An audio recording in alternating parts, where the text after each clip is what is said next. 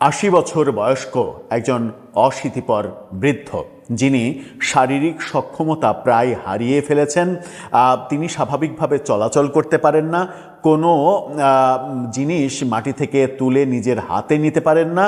সেই ব্যক্তিকে অন্তত একটা রাইফেলের ওজন কত, অন্তত ৬ থেকে ১০ কেজি মতো হয় একটা রাইফেলের ওজন।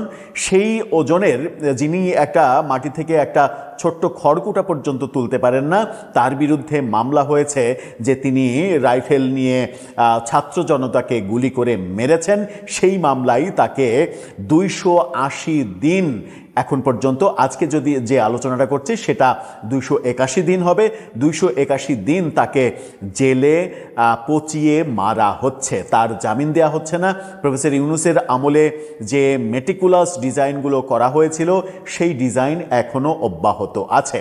তাহলে কি সাংবাদিক আনিস আলমগীরের ওই মন্তব্যটাই ঠিক যে প্রফেসর ইউনূসের শাসন ব্যবস্থার একটা এক্সটেনশন পিরিয়ড চলছে? অথচ অন্যদিকে আমরা দেখছি যে নারী নির্যাতন মামলায় গ্রেপ্তারকৃত আসামিকেও জামিন দেয়া হচ্ছে, কিন্তু এই বৃদ্ধ যিনি পুলিশ পাহারায় থাকতেন, যিনি সাবেক একজন প্রধান বিচারপতি, পুলিশ পাহারা ভেদ করে তিনি ছাত্র জনতার মাঝে গিয়ে রাইফেল নিয়ে গুলি করেছিলেন, যিনি নিজে ব্যক্তিগতভাবে নিজের শরীর নিয়ে চলাচল করতে পারেন না। গণমাধ্যমে শুধু নয়, সামাজিক যোগাযোগ মাধ্যমে বিভিন্ন আলোচনায় এই ব্যাপারটা মানবিকতার চরমতম লঙ্ঘন হিসেবেই দেখা হচ্ছে। কেন বিচারপতি খায়রুল হককে জামিন পাওয়ার পরেও তাকে মুক্ত করা হচ্ছে না, এই প্রশ্নটা উঠেছে।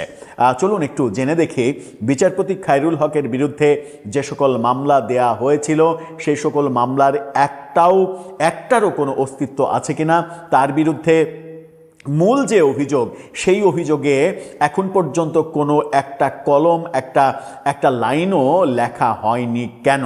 কারণটা কি এটা যে তার বিরুদ্ধে মূল যে অভিযোগ সেটা দিয়ে আদতে তাকে শায়েস্তা করা যাবে না?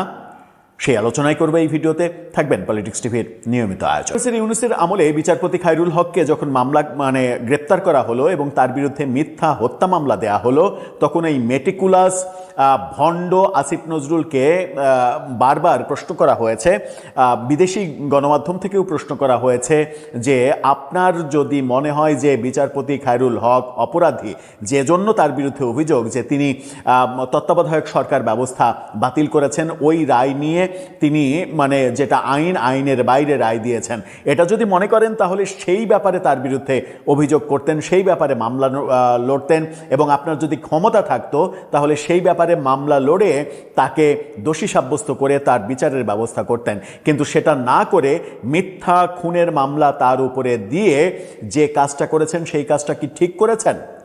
প্রফেসর আসিফ নজরুলের কাছ থেকে আমরা এর কোনো সদুত্তর পাইনি। তাকে জেলে ভরে রাখা হয়েছে এবং আজকে ২৮১তম দিনেও, গতকালকে আমরা দেখেছি ২৮০ দিন তিনি কারাগারে, তিনি কারা অভ্যন্তরে রয়েছে। আবার একাধিক পত্রিকা বলছে তার জামিন দেয়া হয়েছে, হাইকোর্ট থেকে তার জামিন দেওয়ার পরেও তাকে মুক্তি দেয়া হচ্ছে না। তাহলে কি প্রফেসর ইউনূসের ইশারাতেই এখন পর্যন্ত বিচার বিভাগ, কারাগার, পুলিশ প্রশাসন এগুলো চলছে? কিন্তু এখন তো দেশে নতুন সরকার, গণতান্ত্রিক সরকার। যে খবরগুলো সামনে আসছে সেই খবরগুলো নিয়ে একটু কথা বলতে চাই। এই ফটোকার্ডটা দেখুন, সেখানে বলা হচ্ছে ২৮০ দিন ধরে বিনা বিচারে কারাগারে সাবেক প্রধান বিচারপতি খায়রুল হক। আবার আরেকটা ফটোকার্ড দেখুন, সেখানে বলা হচ্ছে গৃহকর্মী নির্যাতন মামলায় জামিন পেলেন বিমানের সাবেক এমডি শফিকুর। গৃহকর্মী নির্যাতনের ভয়ানক মামলায়, যে মামলায় প্রমাণিত মামলা, সেখানে তাকে জামিন দেওয়া হচ্ছে, অথচ বিচারপতি খায়রুল হকের বিরুদ্ধে কোনো অভিযোগ কোনো প্রতিবেদন দাখিল করা হয়নি। বিনা বিচারে মিথ্যা মামলায় তাকে ২৮১ দিন জেলে ভরে রাখা হয়েছে। এবং এই দুটো ফটোকার্ড দিয়ে সাংবাদিক জুলকারনায়ন শাহের তিনি একটা পোস্ট করেছেন ফেসবুকে, তার পোস্টটা দেখে নিন। সেই পোস্টে তিনি লিখেছেন, শিশু গৃহকর্মীকে পিটিয়ে শরীর ক্ষতবিক্ষত করলেও ২-৩ মাসের মধ্যে জামিন পাওয়া সম্ভব।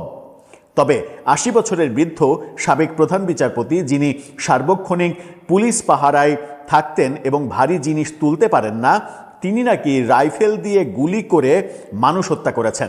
সম্ভবত তিনি একজন পার্ট টাইম মার্ভেল চরিত্র, তাই বাসার পুলিশ সেন্ট্রির চোখে ধুলো দিয়ে অভ্যুত্থানের উত্তাল মুহূর্তে ফুল ম্যাগাজিন লোডেড প্রায় 6 কেজি ওজনের রাইফেল এইম করে নিখুঁত নিশানা লাগিয়ে মানুষ হত্যা করে ফেলেছেন। কি তীব্র কটাক্ষ করছেন জুলকারনায়ের সাহেব। বলছেন আর সেই অপরাধে প্রায় 10 মাস ধরে তাকে জেলে রেখে দিতে হচ্ছে, কোনোভাবেই জামিন দিয়ে বাড়ি পাঠিয়ে দেয়া যাচ্ছে না। ব্র্যাকেটে তিনি লিখেছেন স্লো ক্ল্যাপ, মানে ধীরে হাততালি দিন, মানে হাততালি দেওয়ারই ব্যাপার। আবার এই ঘটনা নিয়ে গণমাধ্যম কি বলছে, গণমাধ্যমে আমরা যদি ডেইলি স্টারের দিকে একটু চোখ দিই, তাদের খবরে সাবেক প্রধান বিচারপতি খায়রুল হকের বয়স এখন 81 বছর। কোনো মামলায় বিচার বা দণ্ড ছাড়াই তিনি 280 দিন ধরে কারাগারে। তার বিরুদ্ধে মোট 7টি মামলা থাকলেও এখন পর্যন্ত কোনো মামলাতেই আদালতে চার্জশিট দেয়নি পুলিশ। মঙ্গলবার সুপ্রিম কোর্টের আপিল বিভাগ 5টি মামলায় তার জামিন বহাল রেখেছেন, তবে তিনি কবে মুক্তি পাবেন তা এখনও নিশ্চিত নয়।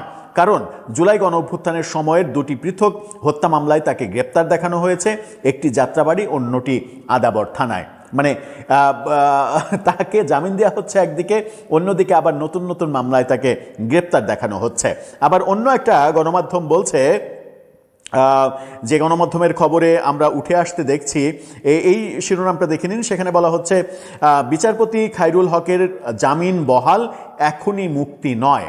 মানে তার জামিন বহাল থাকছে, জামিনের বিরুদ্ধে আবেদন করা হচ্ছে, সেই আবেদন নাকচ করে দেওয়া হচ্ছে আদালত থেকে, কিন্তু তার মুক্তি হচ্ছে না।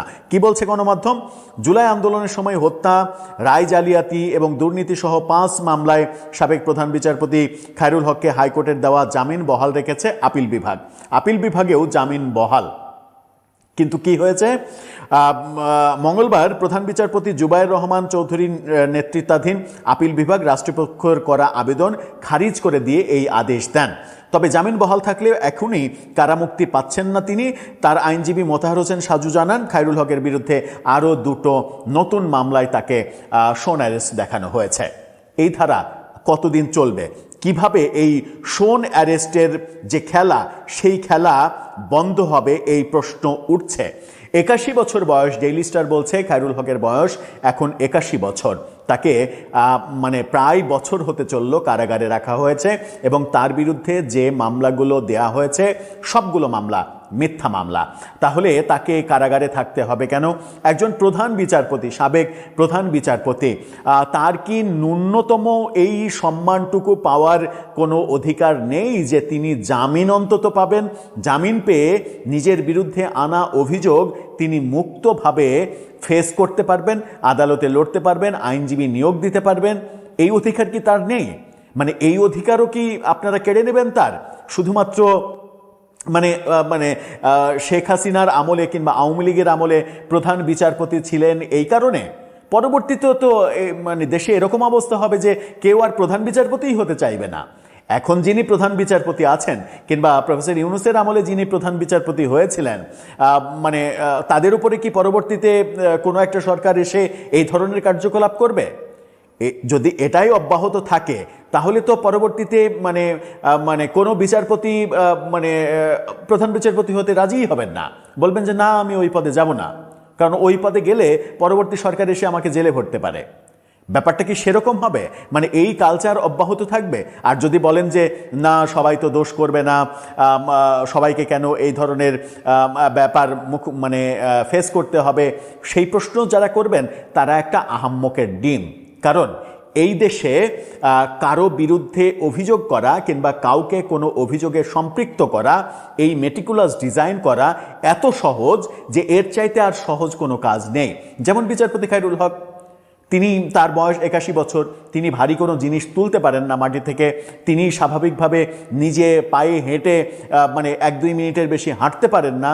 সেই তিনি ওই যে জুলকারনায়ের সাহেব বলছেন যে ম্যাগাজিন লোড করে 6 কেজি অন্তত ওজন যে রাইফেলের, সেই রাইফেল উঁচু করে সঠিক তাক করে নিশানা করে তিনি ছাত্র জনতাকে গুলি করে মেরে ফেললেন।